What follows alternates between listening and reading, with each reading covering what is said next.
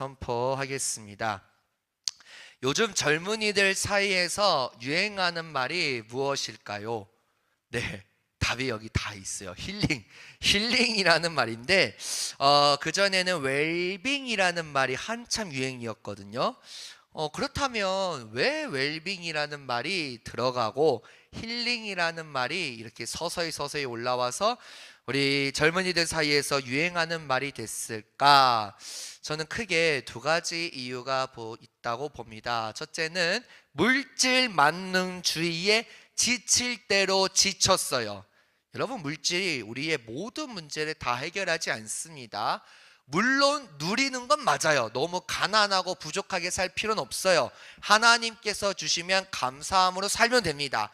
근데 물질 만능주의는 아니에요. 우리는 하나님 만능주의가 되어야겠죠.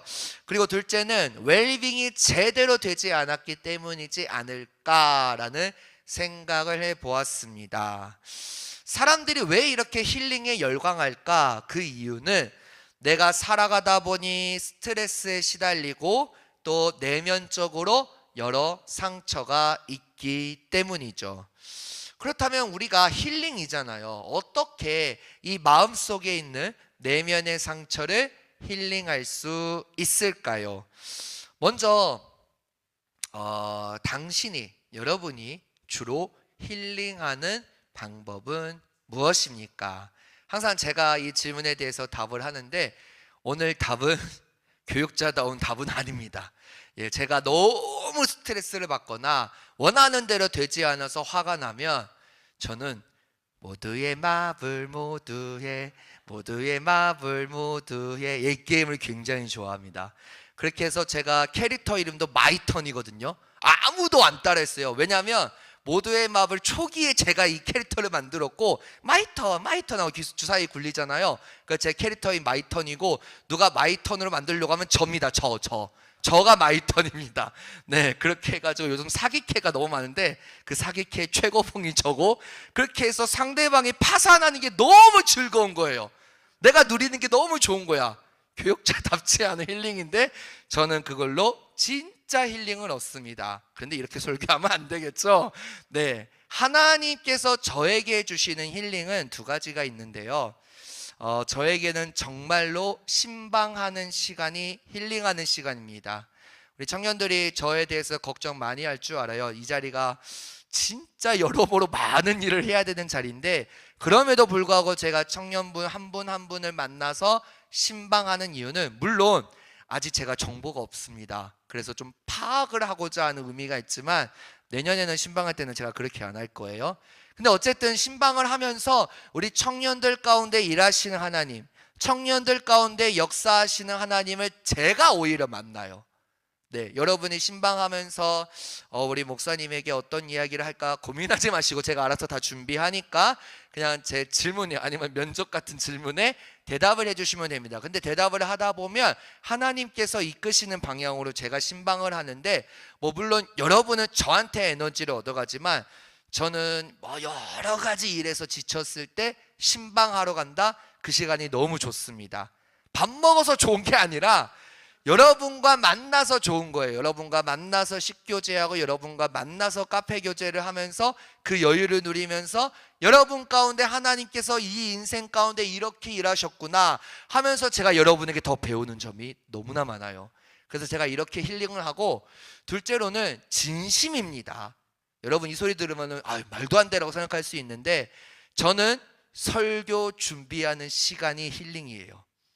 네, 그래서 중고등부 지금 연합예배도 제가 드리고 있는데 중고등부 설교 준비하면서 오늘 이 어려운 얘기를 어떻게 풀어갈까 하면서 혼자서 막 웃으면서 좀 중고등부 때 약간 말도 안 되는 영상을 틀면서 설교를 이어갔거든요.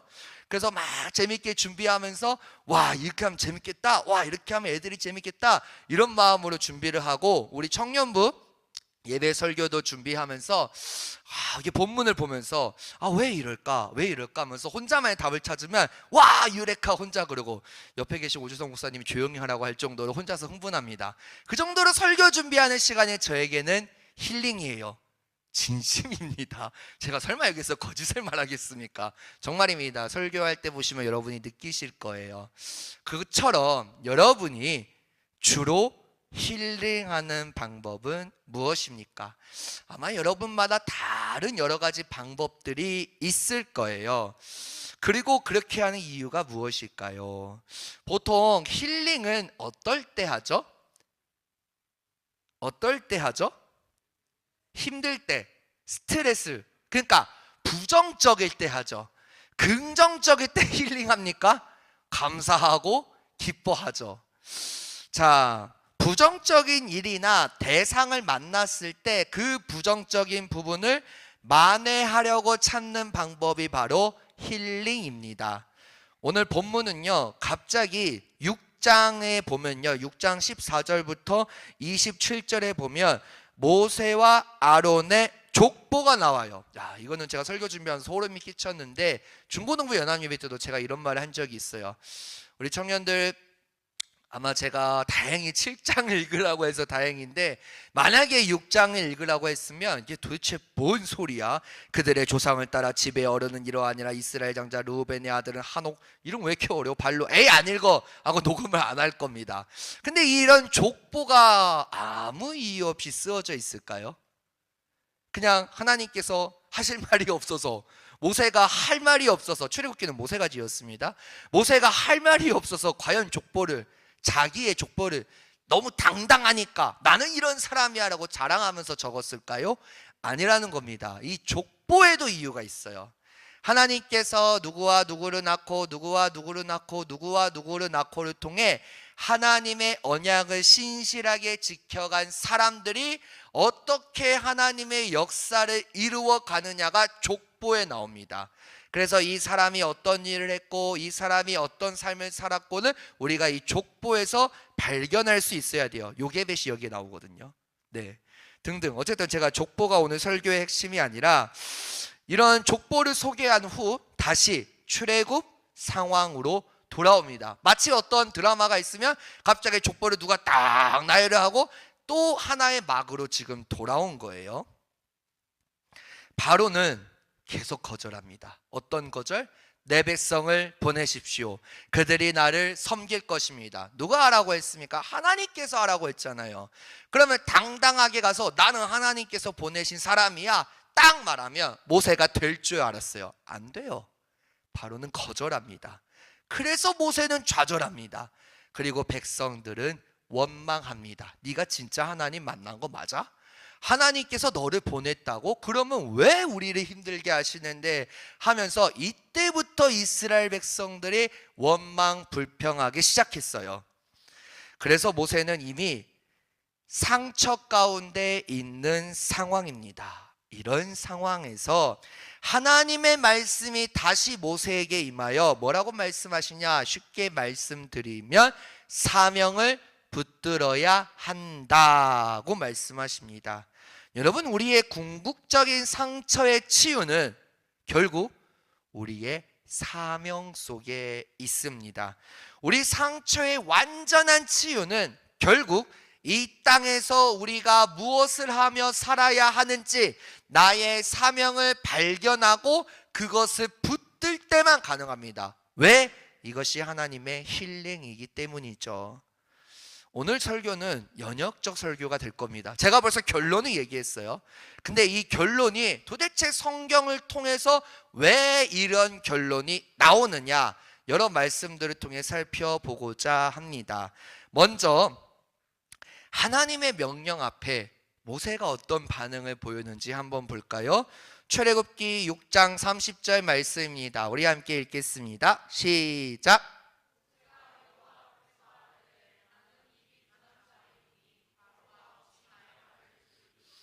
나는 입이 둔한 자이다. 여러분, 모세가, 아마 제가 3장 설교 때도 어쩌다 보니 4, 5, 6장 한꺼번에 얘기했는데, 모세가 진짜 땡깡이란 땡깡은 엄청 부려요. 이런 어린아이 없을 정도로.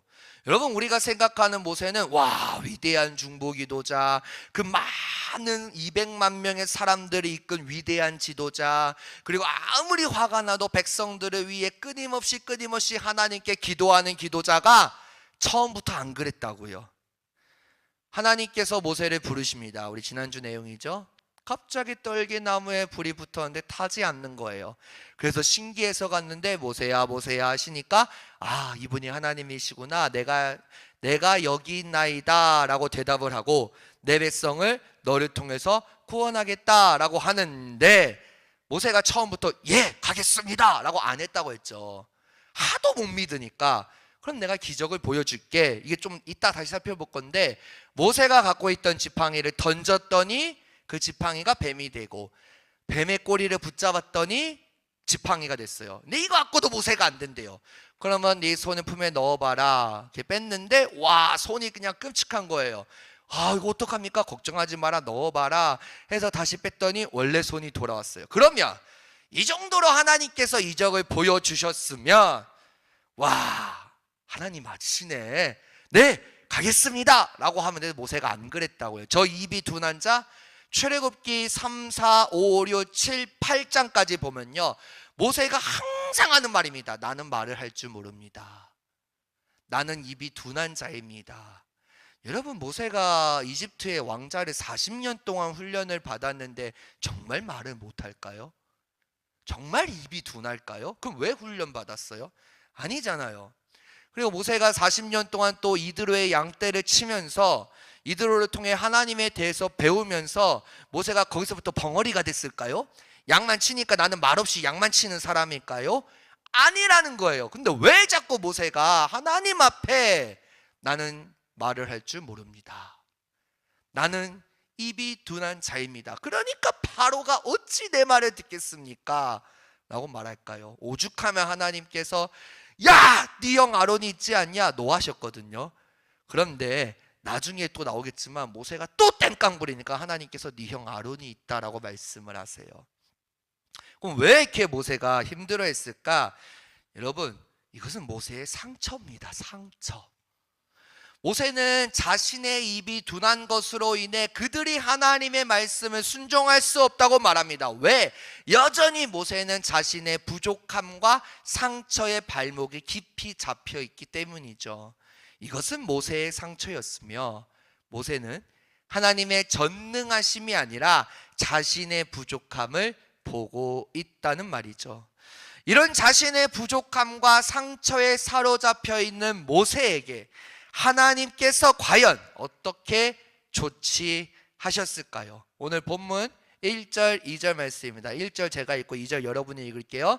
여호와께서 모세에게 이르시되 볼지어다 내가 너를 바로에게 신같이 되게 하였은즉 내 형 아론은 내 대언자가 되리니.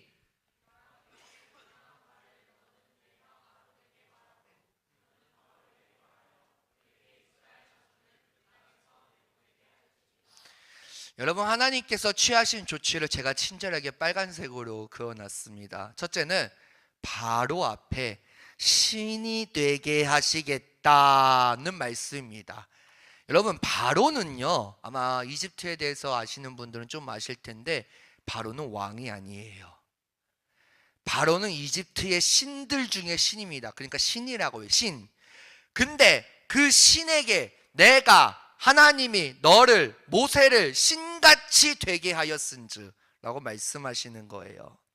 이미 하나님의 호렙산에서 경험한 바 있는 모세에게 이 말처럼 힘이 되는 말씀도 없을 것입니다.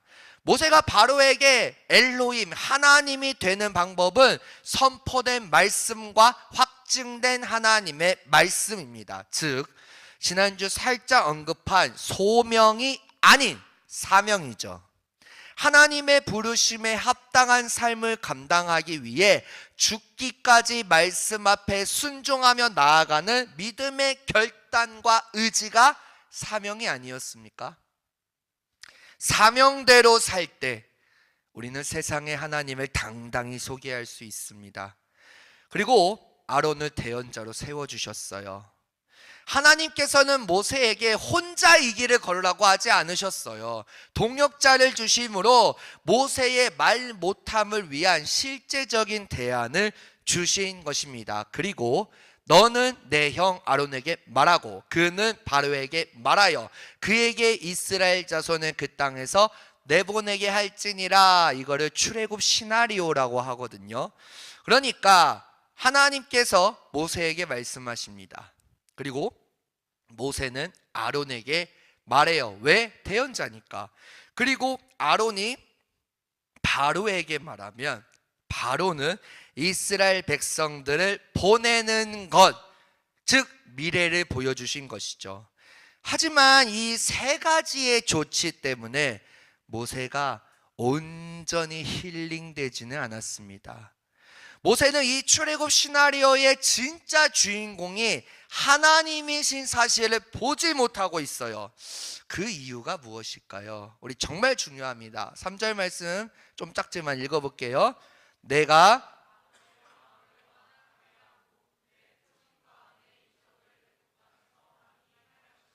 내는 누굽니까? 모세입니까? 하나님이에요. 하나님이 지금 어떻게 하신다고요? 바로의 마음을 완악하게 한다. 이따가 또 말씀드리겠지만요, 이 완악하게 한다라는 게 어떤 사람을 완고하게 만든다는 거예요. 근데 여러분, 하나님이 그랬다고요. 여러분, 우리가 출애굽기를 읽으면서 여러 가지 질문이 들 텐데, 왜 하나님께서 모세를 힐링시키실 하나님께서 굳이 바로의 마음을 완악하게 하셨을까요?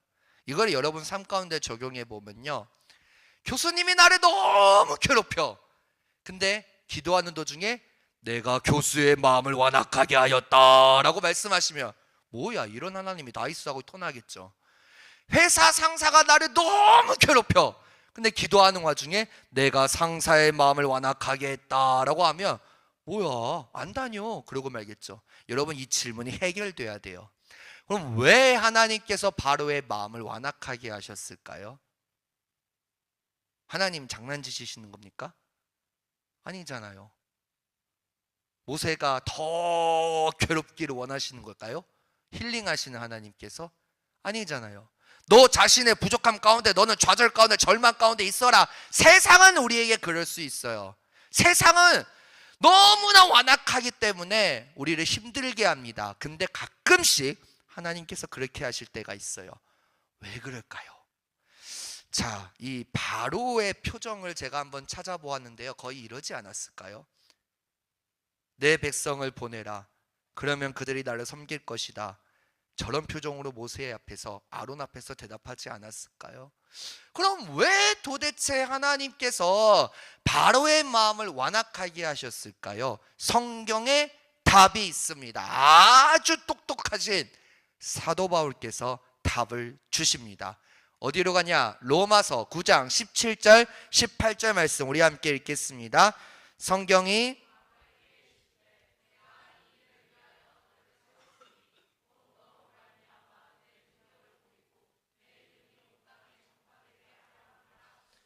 그런즉 하나님이 하고자 하시는 자를 긍휼히 여기시고 하고자 하시는 자를 완악하게 하시느니라. 여러분, 성경은 누구죠? 하나님이죠. 근데 하나님이 바로에게 말씀하신 적이 있습니까? 출애굽기에? 있어요? 없어요. 출애굽 시나리오는 하나님께서 모세에게 말씀하셨어요. 근데 사도 바울이 정말 아무 이유 없이 썼을까요?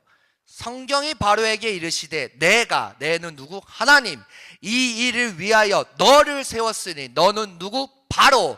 곧 바로로 말미암아 하나님의 능력을 보이고 하나님의 이름이 온 땅에 전파되게 하려 함이라. 즉 하나님께서 왜 바로의 마음을 완악하게 하셨냐? 바로가 완악하면 완악할수록 내가 신이 아니라, 너가 신이 아니라 나 하나님이 진짜 신이야 라는 것을 사람들에게, 이스라엘 사람들에게 보여주고자 하는 하나님의 의도가 있습니다. 즉 그렇게 해야 하나님의 이름이 온 땅에 전파되기 때문이죠.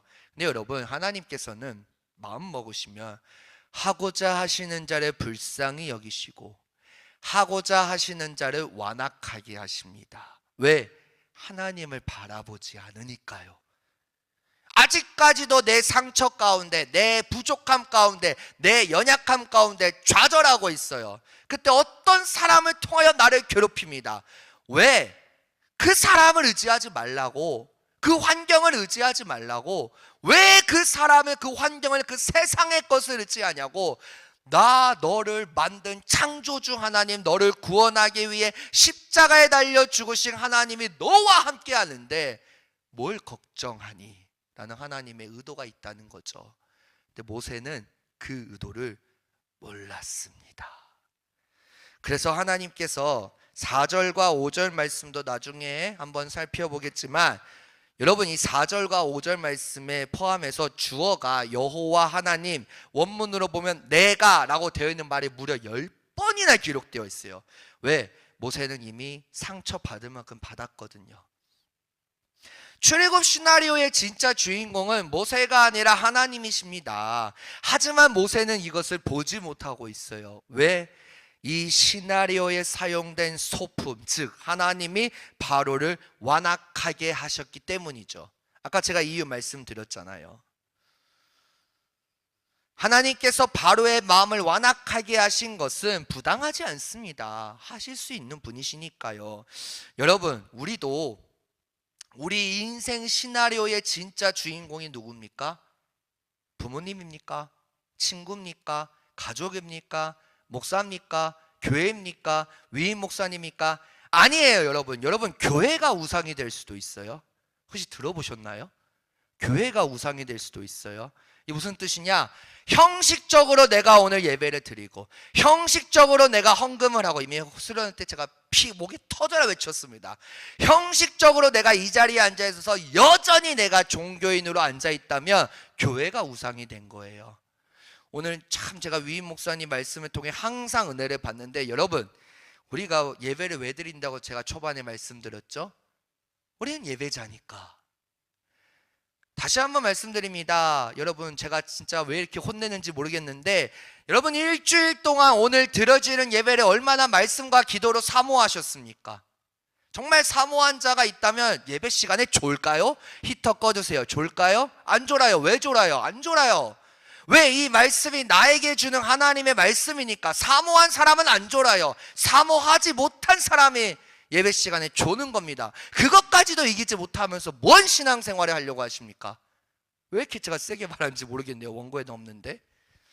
여러분, 예배는요 하나님께 초점이 맞추어져야 돼요. 저에게 초점 맞추면 안 돼요. 예배는요 하나님 만나는 시간입니다. 내가 죽고 하나님께서 내 안에 임재하는 시간이에요. 그리고 예배는 영과 진리로 들어야 합니다. 성령 하나님을 모시고 나를 구원하신 예수 그리스도의 십자가의 보혈의 은혜에 의지하여 예배를 드려야 돼요. 만약 그렇지 않다면 교회가 우상이 된다고요. 우리 인생의 진짜 주인공은 하나님이십니다. 다른 사람이 아니에요. 저 목사도 아니에요. 하나님이시라고요. 왜 그 하나님을 보지 못할까요? 하나님께서 사용하신 여러 소품들 때문입니다. 힘겨워하는 상처, 경제적인 어려운, 견디기 힘든 가정불화, 거절감 등등등등. 우리 속에 있는 상처와 환경은 하나님을 찾아가는 귀한 소품이기도 하지만 믿음의 반응 없이는 오히려 하나님을 발견하지 못하게 하는 도구가 됩니다. 모세의 사명은 출애굽 사역이기 이전에 말씀을 듣고 그 말씀을 바로에게 잘 전하는 것입니다. 그래야 출애굽을 하니까요. 근데 여러분, 하나님께서는 모세에게 그냥 나가라고 하셨을까요? 위로를 안 하셨을까요? 하셨다고요. 어떤 행동을 통해서 이 사명을 감당할 수 있다고 가르쳐 주시냐? 우리 5절 말씀 읽겠습니다. 시작.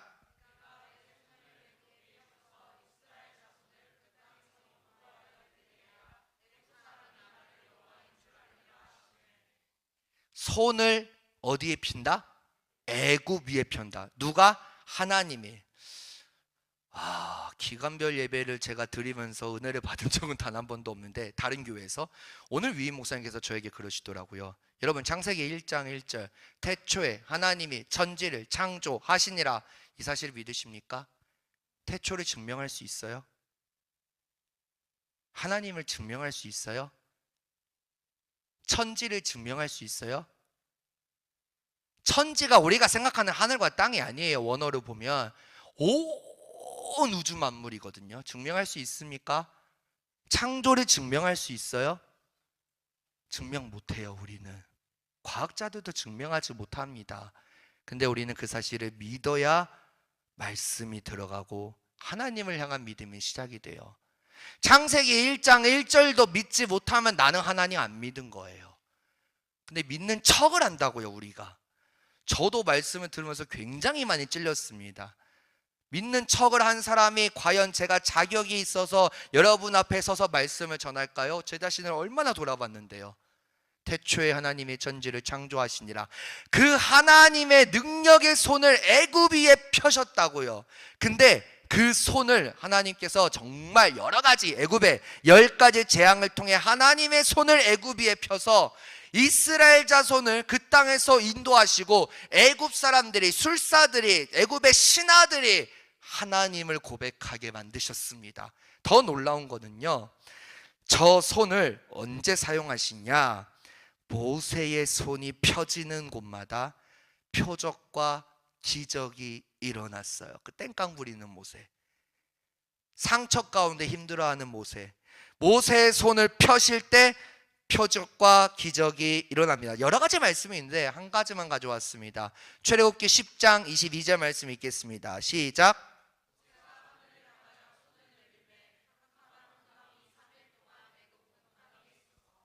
우리가 출애굽기 8, 9, 10을 보면 애굽의 10가지 재앙이 나옵니다.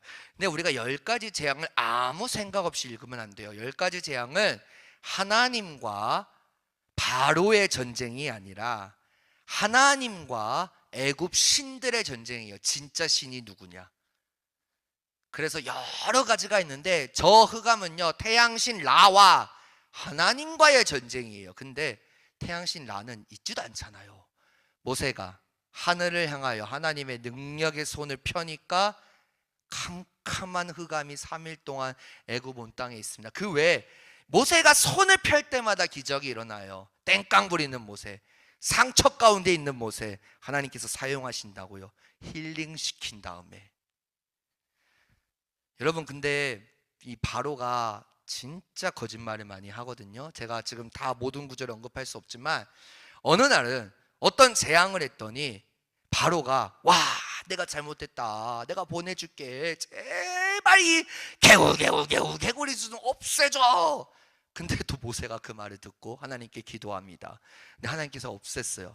바로가 더 완악해집니다. 안 보내? 없던 일이야.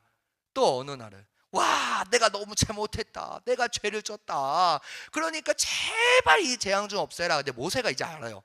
한두 번 한 게 아니니까 다시는 거짓말하지 마세요. 아, 그렇다고, 내가 보낸다고. 근데 야, 딜 좀 하자. 야, 남자들만 가면 안 되냐? 그러니까 모세가, 아닙니다, 모든 이스라엘 백성들이 다 가야 되고 가축들까지 가야 됩니다. 그럼 나가, 꼴도 보기 싫어. 또 어느 날은, 와, 내가 잘못을 했다, 내가 진짜 잘못을 했다, 내가 하늘을 향하여 죄를 졌다, 내가 죄인이다 라고 고백하면서, 야, 딜을 하자. 사람들은 다 가축은 안 돼. 왜? 재산이니까. 모세는 강경합니다. 가축들까지 보내주실 때까지는 절대 아닙니다. 너 다시는 내 얼굴 보지 마라. 그리고 가서 이제 다음 주에 이어질 6월절 마지막 애굽의 10번째 재앙이 결국에는 왔기 때문에 바로가 두 손 들고 항복을 했어요. 근데 두 손 들고 완전히 항복한 것도 아니에요.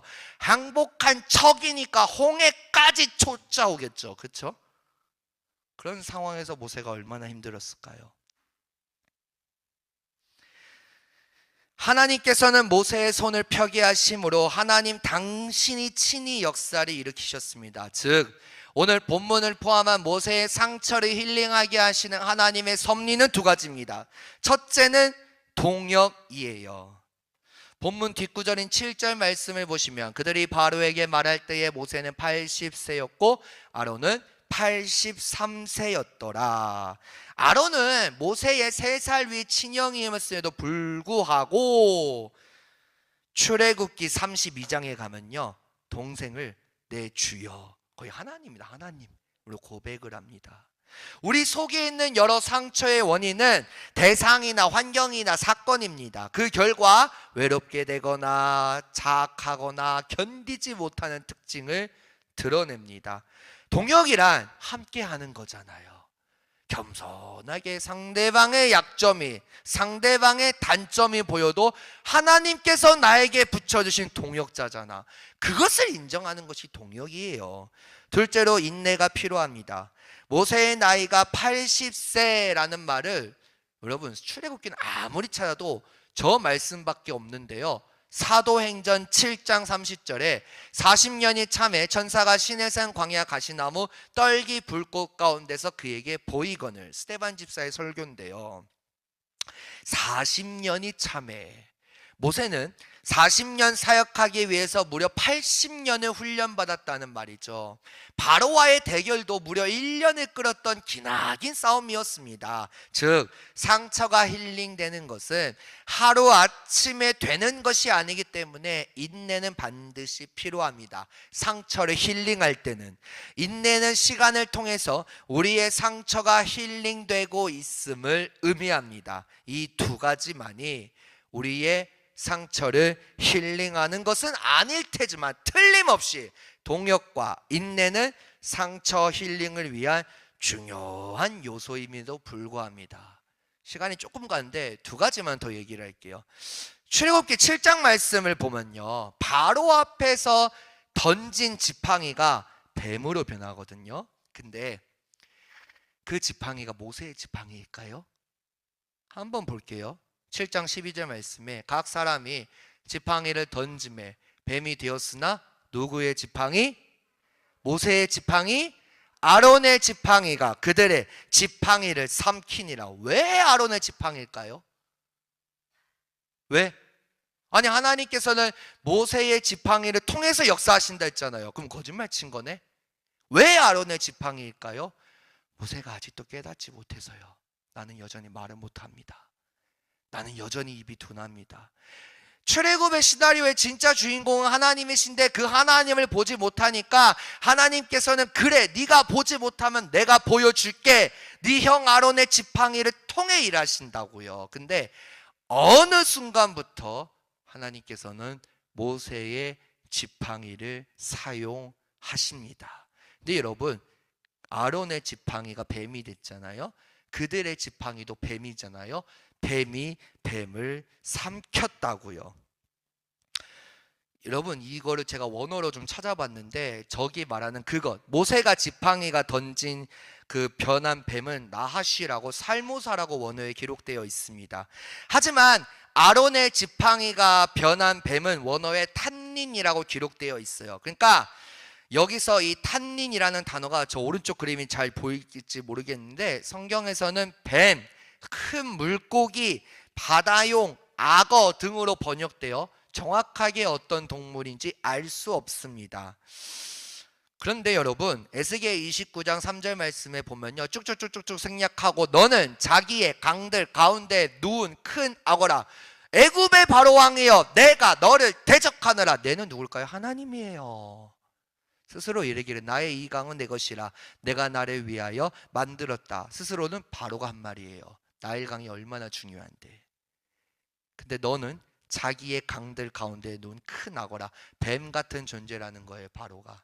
다시 돌아가면 이 아론이 던진 지팡이는요, 술사들의 지팡이를 삼켰어요. 즉 저 지팡이가 바로고 아론이 던진 지팡이가 하나님의 권위라는 거예요. 이거를 우리한테 적용하면요, 하나님의 함께 하심이 바로 우리의 상처를 삼킵니다. 우리의 상처를 치유하고 싶으십니까? 누군가 삼켰으면 좋겠어요? 하나님께서 하신다고요. 왜? 그게 하나님의 열심이니까. 하나님께 이런저런 이야기를 하면 아마 이런 이야기를 하지 않을까요? 하나님, 제가요 오늘 정말 열심히 했는데 아무도 몰라주고요, 오히려 저한테 막 짜증내는 분들도 있었고요, 너무 속상했어요. 하나님께 하듯이 섬기고 싶은데 억울해요. 하나님 저 좀 칭찬해 주세요 라고 생각을 할 때 하나님께서는 누구누구야, 사랑하는 내 딸아, 사랑하는 내 아들아, 나는 너의 마음을 보자니. 사람들에게 티가 안 나도 괜찮아. 내가 다 봤어. 그리고 깊은 대화를 이어나가려고 하시는 분이 우리가 믿고 사랑하는 하나님이십니다. 하나님께서는 여러분과 대화하고 싶어요. 여러분의 이야기를 듣고 싶어 하시고 말씀해 주시고 싶으셔서 열심히 눈을 떼지 않으시고 여러분을 바라보고 계십니다. 그 이유가 무엇일까요? 아무 이유 없이 여러분을 사랑하기 때문이죠. 마치 이스라엘 백성들과 상처 가운데 힘들어한 땡깡만 부리는 모세를 사랑하신 것처럼 말이죠. 마지막으로 이 말씀을 읽은 후 찬양 하나를 고백하기를 원하는데 제가 깜빡하고 빼먹었는데요. 이사야 9장 7절 말씀을 쉬운 성경으로 제가 한번 읽어드릴게요. 그의 왕권은 점점 커지겠고 평화가 그의 나라에서 영원히 이어진다. 그가 다윗의 보좌와 다윗의 나라에서 다스릴 것이다. 그가 정의와 공평으로 이제부터 영원토록 그 나라를 견고하게 세울 것이다. 만군의 여호와의 열심히 이 일을 이루실 것이다. 왜냐하면 주께서 자기 백성을 뜨겁게 사랑하시기 때문이다. 여러분, 여러분에게 주어진 사명을 어떻게 감당할 수 있을까요? 우리 힘으로는 할 수 없어요. 근데 하나님의 열심으로는 가능합니다. 열심으로 이루시는 이유가 우리를, 저와 여러분을 뜨겁게 그냥 사랑하는 게 아니라 뜨겁게 사랑하시기 때문이죠. 우리 찬양팀 나와주세요. 그 하나님의 뜨거운 사랑을 모세를 향한, 이스라엘 백성들을 향한, 수련회 때도 말씀드렸던 호세아 선지자를 통해 간절히 하나님께 정말로 제대로 돌아오기를 원하시는 그 뜨거운 사랑, 그 뜨거운 사랑이 모세를, 상처를 힐링하게 하셨습니다. 방법은 사명을 감당하는 것이죠. 사명을 감당할 때, 내 주어진 자리에서 내가 최선을 다할 때, 마치 영화를 볼 때 주연이든 조연이든 내가 주어진 자리에서 최선을 다할 때 하나님께서는 그 사람을 사용하십니다. 힐링시키세요. 사랑하는 내 딸아, 사랑하는 아들아, 하나뿐인 내 사랑아. 제가 긴 말하지 않겠습니다. 찬양으로 하나님의 음성을 듣겠습니다.